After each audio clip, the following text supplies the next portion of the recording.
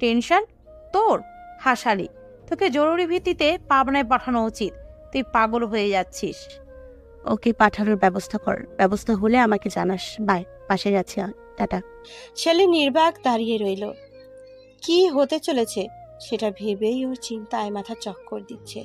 তিয়াশা ছাদের দোলনায় বসে পা দোলাচ্ছে আর এক মনে আকাশের দিকে তাকিয়ে আছে। বেলা পড়ে গেছে, কিছুক্ষণ পর সূর্যাস্ত যাবে। রাবেয়া ফুলের টবে পানি দিচ্ছে আর চোখে তিয়াশার দিকে ক্ষণে ক্ষণে তাকাচ্ছে। ব্যাপারটা তিয়াশার চোখে পড়লো।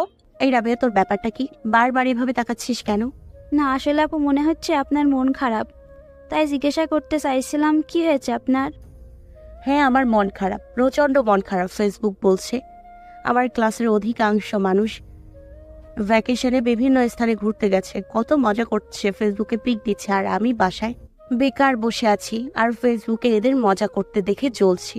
তিয়াশা প্রতিদিন কয়েকবার আরফের আইডিতে ঘুরে আসে আর ওর ফেসবুক আইডি বলছে ও এখন রাঙামাটি আছে। 2 ঘন্টা আগে কয়েকটা পিক আপলোড দিয়েছে, 10-12 জনের গ্রুপ ফটো। সেখানে 3 জন মেয়েও আছে। তিয়াশার বাবা তিয়াশার দাদার একমাত্র ছেলে হয়। তিয়াশার কোনো চাচাতো ফুফাতো ভাই বোন নেই। মামনিরাও 2 বোন 2 ভাই। ওরা মামনির ছোট বোন। বড় মামার 2 ছেলে, পাশের মহল্লায় তাদের বাসা। বড় খালামণির বাসা কুমিল্লায়। খালাতো বোনের বিয়ে হয়েছে 3 বছর। ছুটিতে সব সময় খালামণির বাসায় যেত। ওর কুমিল্লায় খুব ভালো লাগতো। খোলামেলা বিশাল বড় বাড়ি, বাঁধানো বিশাল বড় এক পুকুর আছে, তাতে বড় করে সিঁড়ি দেওয়া। সিঁড়িতে বসে পানিতে পা ভিজিয়ে বসে থাকতো। আপু এদিক সেদিক ঘুরতে নিয়ে যেত। খালাতো বোনের বিয়ের পর আর যাওয়া হয়নি। পরশু খালামণির ছেলের বিয়ে। মামনি বারবার করে বলছে যা ঘুরিয়ায়, কিন্তু ওর একদমই ইচ্ছে করছে না। ছোট মামার এক ছেলে এসে অস্ট্রেলিয়ার সপরিবারে থাকেন। আবার ফেসবুকে গেল। প্রথমে আরাফের আইডিতে চেকিং দিল, নতুন কোনো পোস্ট দিয়েছে কিনা দেখার জন্য। নতুন পিক দিয়েছে একটা মেয়ের সাথে কয়েকটি, আর ক্যাপশনে লিখেছে সামওয়ান স্পেশাল। নিজের 32টা দাঁত বের করে হাসি দিয়ে তোলা পিকে ক্যাপশন দিয়েছে, বিষণ্ণতা এখন আর আমায় ছুতে পারে না। তিয়াশা রাগে গজগজ করছে। তোকে বিষণ্ণতা ছুবে কেন? তুই তো ফুর্তিতে আছিস। ফেসবুক থেকে বের হয়ে ডাটা অফ করে বসে আছে। আর তখনই ফোন বেজে উঠল। সাফিন ভাই ফোন করেছে। ফোন রিসিভ করতেই, কিরে, টিস্যু প্যাকিং কমপ্লিট? কিসের প্যাকিং? মার খাবি। কিসের মানে কি? কালকে আসিফ ভাইয়ের হলুদ, সকালে বের হতে হবে, এত দূরের রাস্তা। এখন তুই এটা বলিস না যে তুই যাবি না। আমি যাচ্ছি না ভাইয়া। যাচ্ছি না মানে? যাবো না, মামুনি আর বাবা যাবে বিয়ের দিন। তুই যাবি না, তোর ঘাড় যাবে। বাসায় বসে কোন মহাকার্য করছো তুমি? দেখো, আমি অফিস থেকে 4 দিনের ছুটি নিয়েছি, আর নাহিন বন্ধুদের সাথে কলেজে ট্রিপ গেছে। আমি একা একা কি করব ওখানে? প্লিজ বন্যা ভালো, আমার ময়না টিয়া লক্ষ্মী বোন, প্লিজ। দেখো, আমি শপিং করিনি কিছু, কিভাবে যাব? আম্মুকেও বলে দিয়েছি যাব না। তুই এখনই শপিংয়ে যা, আমি কিচ্ছু জানি না। সকাল 9টার মধ্যে রেডি হয়ে থাকবি, আমি গাড়ি নিয়ে আসব। দেখ, 2 ভাই বোন মিলে প্রচুর মজা করব। বাই। তিয়াশাও ভাবলো ও যাবে। ওরও ফেসবুকে দেওয়ার মতো অনেক কিছু মিলে যাবে। ফোনে ডাটা অন করে ফেসবুকে স্ট্যাটাস দিয়ে দিল বসুন্ধরায় মামনির বাসার শপিংয়ে যাচ্ছে কাজিনের বিয়ে উপলক্ষে। তারপর মামনিকে সবটা জানালো। 2 জন মিলে শপিং করতে গেল। তিয়াশা আয়নার সামনে দাঁড়িয়ে সদ্য কিনা নতুন বাসন্তী রঙের শাড়িটা একবার গায়ে ঘুরিয়ে ফিরিয়ে দেখছে, আরেকবার নীল সোনালী রঙের লেহেঙ্গা দেখছে। তিয়াশার মা মেয়ের এই কাণ্ড দেখে মুচকে মুচকে হাসছে। তিনি মেয়ের লাগেজ গোছাচ্ছেন। হয়েছে হয়েছে, এবার রাখ, এভাবে দেখে তো পুরনো করে ফেলবি। মামুনি বলো না কেমন লাগছে? আরে আমার পরীর মতো মেয়েটা কোনো কিছুতে খারাপ লাগতে পারে? একদম রাজকন্যার মতো লাগছে। Love you mummy. তিয়াশা গোছানো শেষ করে সাফিনকে ফোন দিল। ভাইয়া আমি যাব, তবে একটা শর্ত আছে। আবার কিসের শর্ত? তুই কোনো শর্ত ছাড়াই যাবি? না, আমার শর্ত পূরণ করলেই যাব, নয়তো নয়। আচ্ছা বল। আমাকে তুমি কালকে কাঠগোলাপ সংগ্রহ করে দিবে। কোথাকে? আমি জানি না, যেভাবে পারো কোনো সোর্স লাগিয়ে আমার কাঠগোলাপ চাই। ওকে ওকে। লক্ষ্মী ভাই। পরদিন দুপুর বেলায় তিয়াশা আর সাফিন কুমিল্লায় খালামণির বাসায় পৌঁছে গেল। পুরো বাসা লাইট ফুল দিয়ে সাজানো হচ্ছে। খেয়ে দিয়ে রেস্ট নিল। তারপর সন্ধ্যা থেকে বাড়ির মেয়েদের সাজগোজ করতে ব্যস্ত হয়ে পড়ল। তিয়াশা বাসন্তী রঙের শাড়ির সাথে ম্যাচিং করে জুয়েলারি, 2 হাত ভর্তি বাসন্তী রঙের চুড়ি, মোটা করে কাজল, মেকআপে খোলা চুল, ভাইয়ার খুব কষ্ট করে ম্যানেজ করে আনা কাঠগোলাপ। এই সাজে অপরূপ লাগছে তিয়াশাকে। কিছু পিক তুলে ফেসবুকে আপলোড করে দিল। তারপর সাফিনের সাথে কিছু পিক তুলল। বিশেষভাবে এক এক করে সব আপলোড করলো।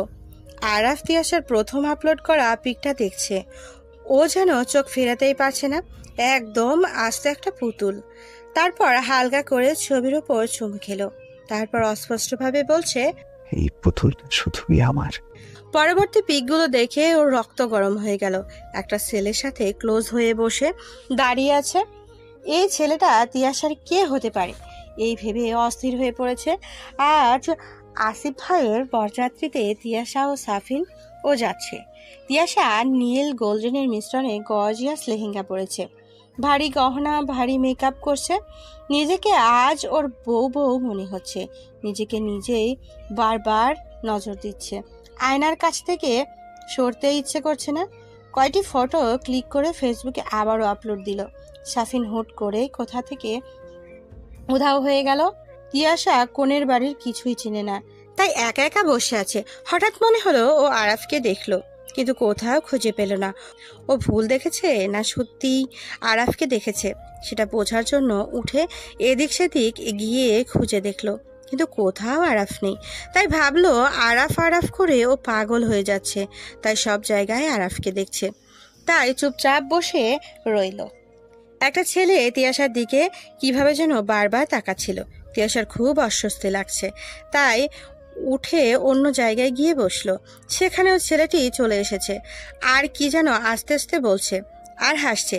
তিয়াশার এবার আর সহ্য হলো না, উঠে গিয়ে বলল, সমস্যা ভাই, কোনোদিন মেয়ে দেখেননি নাকি আমাকে খুব বেশি পছন্দ হয়ে গেছে? আর একবার যদি তাকান তাহলে খুশি মেরে চোখের 12টা বাজাবো। তখন আর কিছু দেখার লায়কই থাকবেন না। আমাকে দেখে যতটা ভদ্র মনে হয় আমি ততটাও ভদ্র নই। ছেলেটি কিছু না বলে উঠে চলে গেল। দূর থেকে কেউ একজন তিয়াশার কাণ্ড দেখে হাসছে আর ভাবছে মাইয়া কিছুটা গুন্ডি টাইপ। বাসায় বউ আনা হয়েছে, হইচই পড়ে গেছে পুরো বাড়িতে। নতুন বউ এসেছে বলে কথা। হইচই তিয়াশার মোটেও ভালো লাগছে না।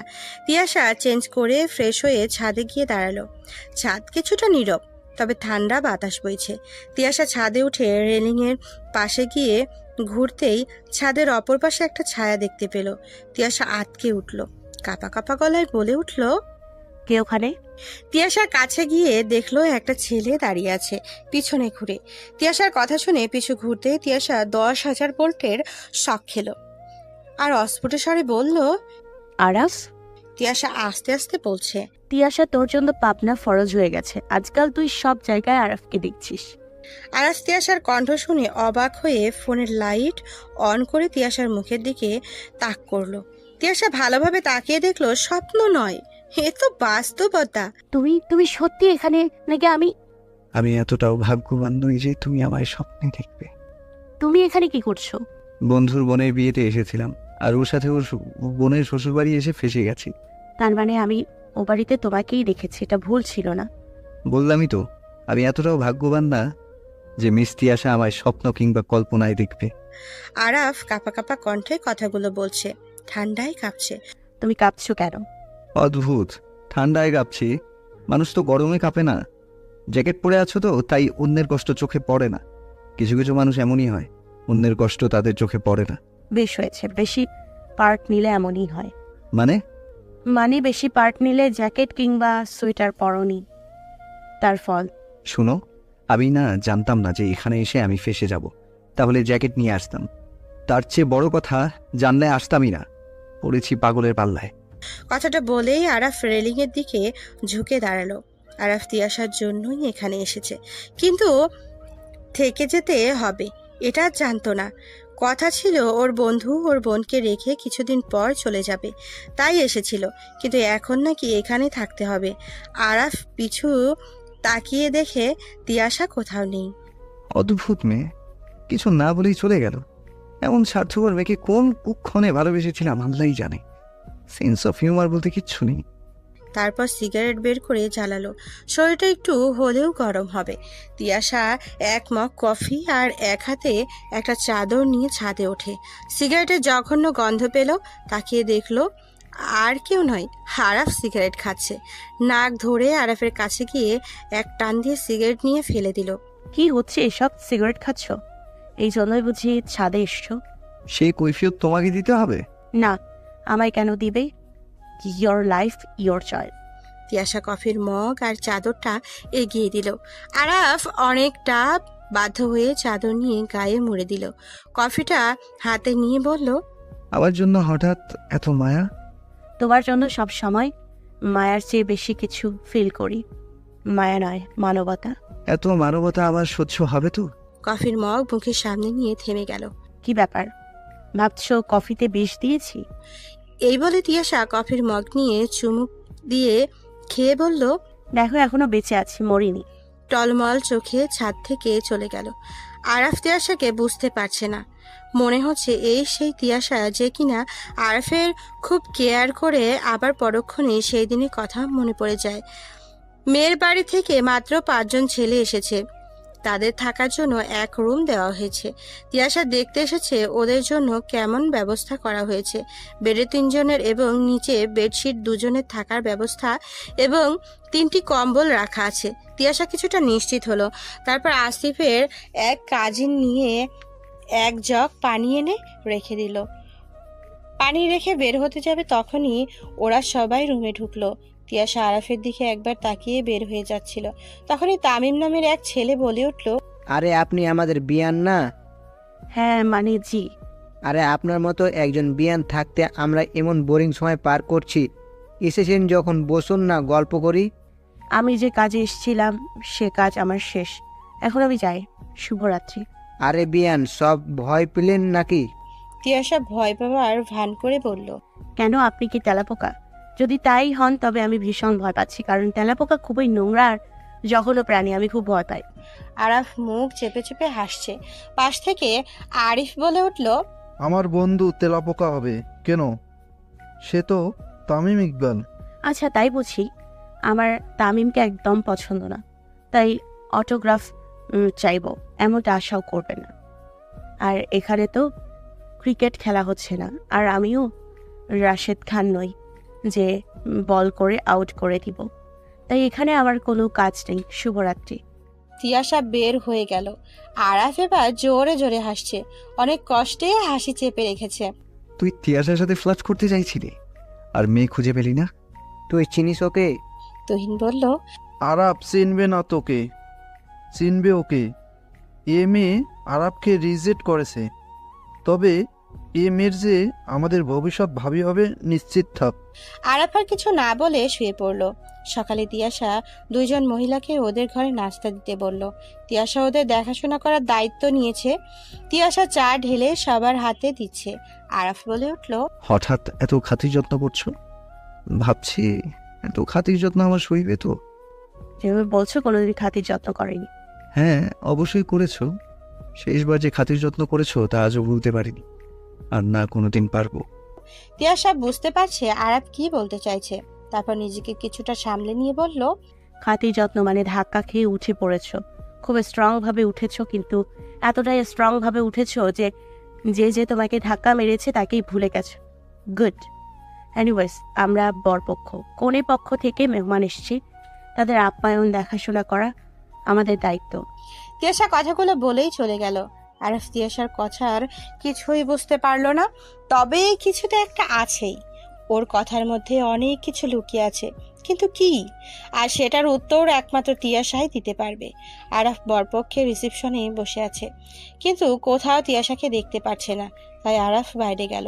বাইরে গিয়ে দেখলো তিয়াশা গাড়ি থেকে বের হচ্ছে। হালকা গোলাপি ড্রেসের সাথে হালকা জুয়েলারি, হালকা মেকআপে খোলা চুল। এতটুকুই যথেষ্ট ছিল আরাফকে পাগল করার জন্য। আরাফের চোখ তিয়াশার মধ্যেই আটকে আছে। আরাফ সেই ছেলেটাকে দরজা খুলতে দেখলো, যার সাথে তিয়াশা ফেসবুকে ক্লোজ হয়ে পিক আপলোড দিয়েছে।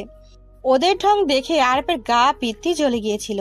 তিয়াশা ওই ছেলেটার সাথে হেসে হেসে কথা বলছে, বিভিন্ন ভঙ্গিমা, কত সেলফি তুলছে। কথার ছেলে একে অপরের গায়ে হাত দিচ্ছে, আবার একসাথে খেতে বসেছে। দুনিয়াদারি আর খবর নেই তিয়াশার। আরাফ রাগ করে অন্যদিকে চলে গেল। তিয়াশা খেতে বসে আরাফের কথা মনে পড়ল, খেয়েছে কিনা, কিন্তু ও উঠতেও পারছে না, কেননা টেবিলে বাবাও আছে। তিয়াশা এদিকে সেদিকে তাকিয়ে আরাফকে দেখতে পেল না। তাড়াতাড়ি খাওয়া শেষ করলো, উঠে যাবে তখনই মামুনিও ওর সাথে উঠে গেল।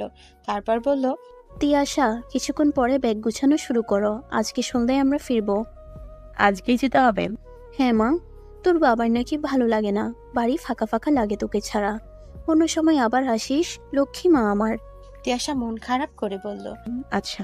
তিয়াশা এদিক সেদিক আরাফকে অনেক খুঁজেছে। কোনের বাড়ির লোক আশফি ভাই আর ভাবিকে নিয়ে চলে গেছে। তিয়াশা খালামণির বাসায় গিয়ে ফ্রেশ হয়ে প্যাকিং কমপ্লিট করে নিল। সন্ধ্যায় সপরিবারে বিদায় নিয়ে ঢাকার উদ্দেশ্যে রওনা দিল। এই সময়ের মধ্যে আরাফকে অনেকবার খুঁজেছে। ও জানে বরপক্ষের বাড়িতে কনের বাড়ির মেহমানরা এতক্ষণ থাকে না, তবুও ওর চোখ শুধুমাত্র আরাফকেই খুঁজছে। আরাফ কনে পক্ষের সঙ্গে চলে গেছে, আজকে ঢাকায় ফিরবে। তিয়াশা আরাফের ওপর অভিমান করে ফেসবুকে ব্লক করে দিয়েছে। ফেসবুকে গেলেই ডান হাতের বুড়ো আঙ্গুল স্পিক করে আরাফের আনব্লক করার জন্য, কিন্তু তিয়াশা কঠোরভাবে শাসন করে নিজেকে। আরাফের আইডিতে যাওয়ার জন্য মন আনচান করলেও কি মনে করে আবার যায় না, হয়তো অভিমানে। তিয়াশা এটাও জানে আরাফ ওর অভিমানে ধার ধারে না, তবুও করবে, এটা তার অধিকার। যতই রেজাল্টের দিন ঘনিয়ে আসছে ততই আরাফের রাতের ঘুম হারাম হয়ে যাচ্ছে। মাঝে মাঝে নিজে নিজেকে গালি দেয়, কেন গিয়েছিল চ্যালেঞ্জ নিতে। মাঝে মাঝে ভাবে রেজাল্টের দিন কলেজে যাবে না, বন্ধুদের কাছে থেকে রেজাল্ট জেনে নেবে। যদি পছন্দই না হয় তাহলে আর কোনোদিন তিয়াশার মুখোমুখি হবে না, বিদেশে চলে যাবে। এলোমেলো ভাবনায় অস্থিরতার মাঝে দিন পার করছে। প্রতিদিন তিয়াশা ইমতিয়াজের নামের আইডির মেসেঞ্জারে ঢুকে চেক করে আনব্লক করেছে কিনা। আইডি সার্চ করে, কিন্তু ফলাফল শূন্য। মেয়েটাকে হঠাৎ ব্লক কেন করলো ভেবে পায় না আরাফ। আচ্ছা, আমি যে রোজ হাজারবার ওর আইডিতে ঘুরে বেড়াই সেটা কি জেনে গেল? ধুর, কি সব ভাবছি। হয়তো আমাকে আর দেখতে চায় না, তাই নিজের লাইফের পাশাপাশি ভার্চুয়াল লাইফ থেকেও কিক মেরে ফেলে দিয়েছে। আরাফ ফেক আইডিতে লগ ইন করলো। তিয়াশার ওয়ালে নতুন পিক যোগ হয়েছে। পরন্ত বিকেলে আনমনি আকাশের দিকে তাকিয়ে আছে। জায়গাটা আরাফের খুব পরিচিত। কত সময় পার করেছে সেখানে। হাজার কথার মাঝে ফাইনাল ইয়ারের স্টুডেন্টদের বিদায় উপলক্ষে আয়োজিত অনুষ্ঠানে তৃতীয় বর্ষ, অর্থাৎ যারা বর্তমানে ফাইনাল পরীক্ষা দিয়ে রেজাল্টের জন্য অপেক্ষা করছে, তারা বিশেষভাবে আমন্ত্রিত। তবে তারা এই আমন্ত্রণ অনুষ্ঠানে বসে থাকার জন্য নয়, বরং অনুষ্ঠান পরিচালনার সাহায্য করার ভার পেয়েছে। তিয়াশাকে বড় আপু ভাইয়াদের সম্মানে সংক্ষিপ্ত বক্তব্য রাখার জন্য বলা হয়েছে। আরাফ গান গাইবে, অনেক নাচ গান আবৃত্তি পারফরমেন্স করবে। সেলি পুরো অনুষ্ঠান উপস্থাপনা করবে। তিয়াশা নীল রঙের জামদানি পরেছে, হালকা জুয়েলারি, তবে এই ঠোঁটে হালকা লিপস্টিক ছাড়া আর কিছুই দেয়নি। কলেজে কখনো ভারী মেকআপে যায়নি, তাই আনইজি ফিল করায় তেমন সাজগোজ করেনি। তিয়াশা তাড়াহুড়ো করে কলেজের জন্য বের হয়ে গেল। গিয়ে দেখলো অনুষ্ঠান শুরু হয়ে গেছে। শেলি স্টেজে উঠে গেছে।